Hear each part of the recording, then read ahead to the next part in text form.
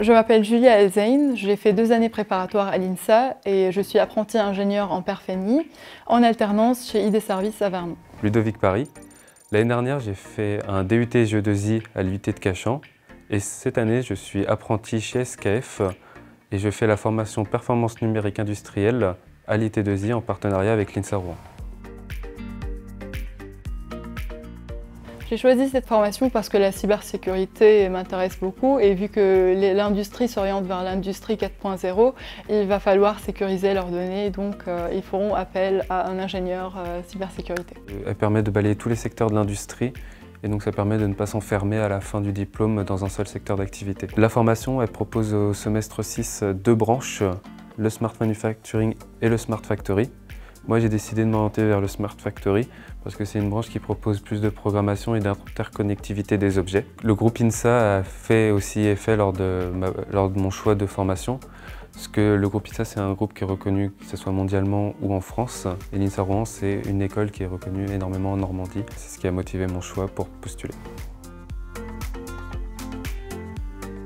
Donc j'ai choisi l'apprentissage avant tout parce que je ne voulais pas m'enfermer dans des cours essentiellement théoriques. J'avais besoin de pratiquer, de voir les choses dans la vraie vie. C'est ce que permet l'apprentissage. Et enfin, un dernier point qu'il ne faut pas non plus négliger, c'est le salaire à la fin du mois qui motive aussi et qui permet d'être indépendant financièrement. Le statut étudiant nous permet d'apprendre la théorie, tout ce qu'on a besoin pour pouvoir comprendre ce que l'entreprise nous demande.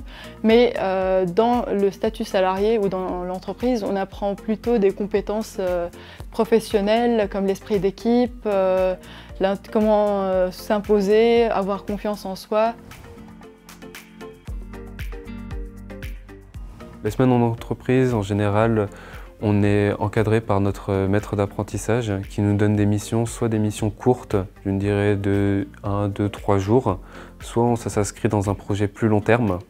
Dans mon cas, je suis dans un projet plus long terme qui a commencé en novembre et qui se terminera normalement à la fin de mon apprentissage. Donc à l'école, on a 36 heures de cours avec des matières assez diverses et variées. On peut faire des mathématiques, du système embarqué par exemple. Mon quotidien est une alternance, 2 semaines à l'école où on fait 8 heures de cours et 2 semaines en entreprise.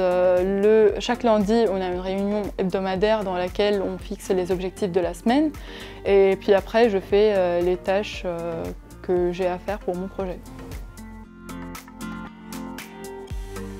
Donc en entreprise, moi j'ai été assigné au service recherche et développement en digitalisation externe. Donc je m'occupe de développer une interface pour des clients et aussi des collaborateurs internes à l'entreprise de condition monitoring. C'est avoir la possibilité de récupérer des données des machines qui sont situées potentiellement à l'autre bout du globe, de les ramener sur une interface qui est intuitive pour un humain et qui puisse après utiliser ces données et regarder si la machine se comporte bien. Je travaille en ce moment sur un projet qui va durer 1 an. C'est un préhenseur qui devrait s'interfacer à un robot. Et donc je programme des cartes électroniques afin de faire fonctionner le préhenseur.